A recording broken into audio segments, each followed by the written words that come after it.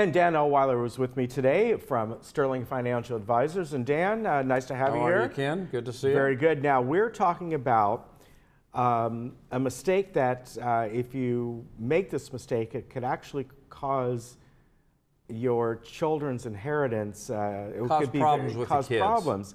And this has to do with IRA. And you and I have talked any type before. of retirement account. It's Yeah. just not IRAs, 401ks, 403bs, any type of retirement plan where the beneficiaries aren't listed correctly or kept up to date, so to speak. Yeah, and how can that affect it? In other words, if you don't have the correct beneficiaries on there and you pass away, how is that handled, and how can that be? Well, unfortunately, in very the example that I sent you, this was a gentleman who either had been told to by a bank or a stockbroker or something, he put down for his beneficiary to be distributed according to my last will and testament. Yeah. So they said, well, just to make it safe, just distribute it according to your last will and testament. Yeah.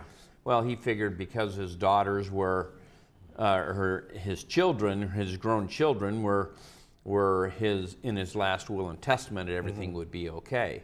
Unfortunately, it has to go to probate. Yeah. And when it goes to probate, the judge kind of determines who gets what, okay? And unfortunately, in this situation, rather than it going to the 4 children, it ended up going to his wife, who he had married 2 months prior to that. Oh, so yes. It was a second marriage. Yeah.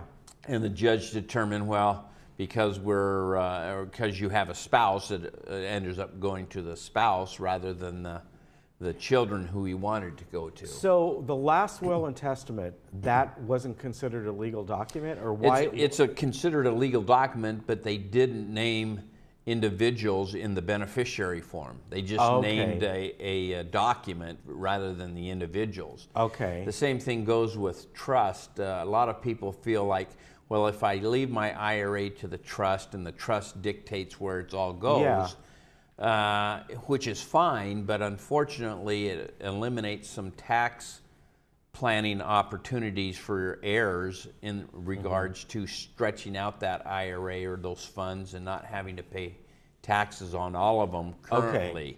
Okay, I see what you're saying. And so retirement accounts are much different than your standard brokerage account or mutual fund or bank account. Those all can be in your trust. Yeah. But beneficiaries should be named on your retirement account so they have this opportunity to stretch these funds out rather than having taking a lump sum. And having to pay taxes on that currently. And the key to it is making sure your beneficiaries are up to date, and current. Because many times parents will say, well, I have 3 grandkids, I have $300,000 in my IRA, I'll give $100,000 to each grandkid. Well, 3 years later, they have 2 more grandkids and they haven't updated their... That's a good point, yeah. They haven't updated their will, and I don't know that 16-year-old Johnny is going to share it with his 3-year-old sister. Right. And so you want to keep those beneficiary things up to date, especially in regards to divorces or marriages and things like that. Yeah. So it becomes critical as you're doing your estate planning documents and things along that line to not necessarily lump all, because sometimes estate planning attorneys saying you want to put everything into the trust. They have this funnel vision of that everything should go into the trust, and beneficiaries on retirement accounts shouldn't be a trust. It should be named as individuals. Okay, so this is a situation where, there's that old saying, sometimes less and more is more. Here is more is more. Right. In other words, you cannot overplan. No, you cannot. I sent you an example, but there's another example I have that it was a few years back. It actually came to the United States Supreme Court of a husband and wife who had been married for 35 years. Yeah. Decided to get a divorce, and she wanted half of his pension plan, and he wanted the pension plan to go to his daughter. Okay.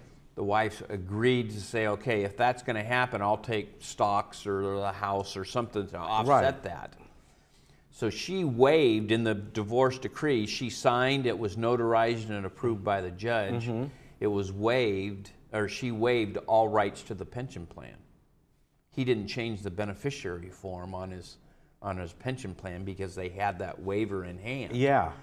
He died a couple years later, and his ex-wife was mentioned as the beneficiary. The pension plan wanted to pay it to the ex-wife. The daughter sued mom. Oh, wow. And they worked its way. Mom went around. The wife or the daughter appealed, and it worked its way to the Supreme Court. That's incredible. Yeah. Supreme Court ruled 8-0 that it should go to the wife because we don't know what the man had on his mind the day that he died. Yeah. Okay, even though he had that waiver in hand, he could have changed his mind somewhere along the line, and we have to go by what the beneficiary form says on the on the account. So the daughter ended up losing that whole pension plan. Wow. So, you know, planning for beneficiaries needs to be constant. We do what I call a beneficiary update every couple of years. Has there been any divorces? Has there been any marriages? Any deaths in the family? New grandchildren that might affect? I just had one in the other day. A client, we were reviewing his beneficiaries, and he says, "Well, you know, my son's become an idiot. Let's take him. Let's take him off." You know. Yeah. And so we ended up changing the beneficiary on his retirement account because the son had done something to offend the parents, and you know. So you want to keep those updated and current to make sure that this money goes to who you want it to go to. And to tell you how important this is, what you sent me here is Americans, I don't know when this article was printed. A while back, but okay, so it's more than this. $6.5 trillion held in IRAs and nearly $6 trillion held in 401k type properties, so to speak. Retirement accounts. Yeah, retirement accounts, 403bs. Right. That's incredible. Oh, and if anything, it's more than that now. Oh, it's more than that, probably. This might have been an article from a few years ago. Right, but the concept is what I wanted to talk about, but you're absolutely true. That there's trillions of dollars going to be transferred from the baby boomer generation to the next generation. Yeah. And if it's not done, in regards to retirement accounts, if it's not done correctly, you know, Uncle Sam might be getting more than he needs to get. Yes. Or somebody else might be getting it that you don't want to get. Right. And so that's incredible. Yeah. The other thing that comes into play is many times you leave it to children, and children start taking distributions or something and using it for community property, paying the rent, going on vacations, things like that. Right. Somewhere down the line, somebody in that marriage files for divorce, and the in-law can probably attack that retirement account because they were using it for community property purposes. Right. Inherited assets need to be kept separate if you don't want to have that included in a divorce. Wow. You know, I'm not an attorney, but I know enough to guide people to get things straight. Yeah, you know? that's a good point. That so what you're saying is if one spouse inherits an IRA, a whole bunch of whatever it might be from their mom or dad, they can set it up if they want to as whatever happens between me and my wife, this stays with me. Right.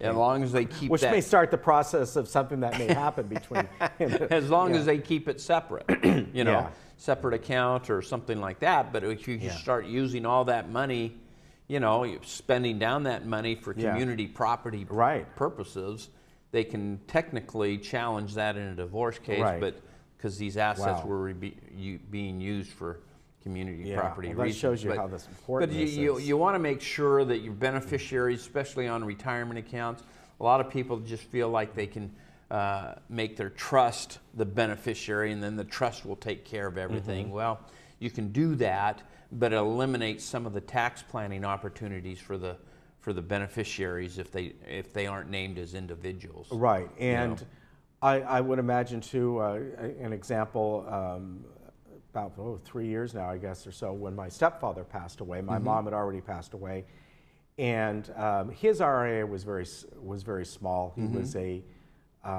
he worked for the county up in the Bay Area, so you know, that's where a lot of his pension came from.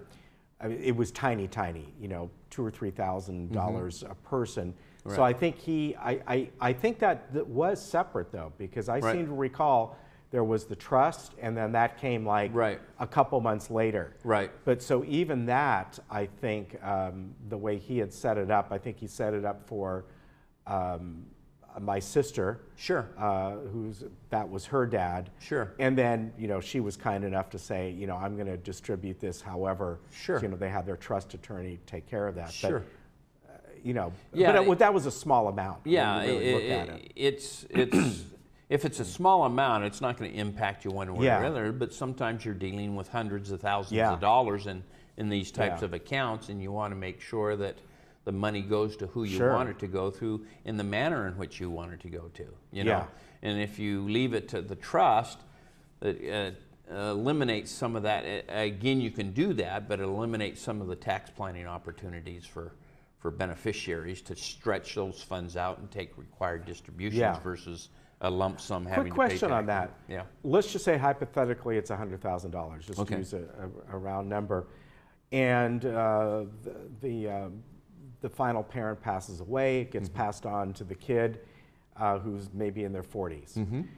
And let's say he did set it up that way, the proper way. What's the amount that child, 40-year-old, has to take it first? Can they take it all in lump sum? Do they have to? They don't have to stretch it out. They can take it as a lump sum if they decide to, but they would have to claim $100,000 of ordinary income on their taxes if they do that, which is fine to do. Yeah. Or he has the option of taking required minimum distributions starting a year or by December 31st after the death. All right. Okay. And that formula is based upon life expectancy factors that are published by the IRS in publication 590. But we have that in our office, and for a 40-year-old, it's 43.6. I just happen to know that number because I use it in my seminar. Okay. So for a 40-year-old, it's 43.6. You would divide 43.6 into 100,000. Okay. So it's like, you know, $2,200 a month. And that's the minimum. Of course, if they turn around 5 years later and say, we want the rest of it now, they could do that. Oh, yeah. Yeah. Okay. I mean, it's totally up to the beneficiary of how they want to take that. Okay. And is it dependent on, let's say perhaps the parent died sooner than later, before they even started taking distribution? Does that have an effect? Doesn't impact that at all. The only where that impacts is when you have a husband or wife pass away first. The spouse who isn't age 70 can defer that till age 70. Once it goes to the children, all bets are off. You know, it's kind of like a chessboard. You know, the two most important people are kings and queens. Right. That's the way it is with retirement accounts. Okay. Husband and wife or spouses, whoever it might be, you know, legal spouse, have the option of either taking distributions or deferring it till age 70. Okay. So there's some planning opportunities there. All right, very good. And this, of course, is something that Dan and the folks at Sterling Financial can help you with, is kind of seeing where you are and helping plan out things for you. And if somebody wants to give you a call and just we'll start out and see if... sit down for 45 minutes or so, kind of just, no, there's no cost or obligation. We just kind of see if we can help them at all, you know. All right. Good to see you. Good to see you. Yeah, sterlingfa.com and 949-859-8900 up there in Mission Viejo by the Social Security office. Good people up there. Give them a call. All right. Good to see you. We'll see you. All right.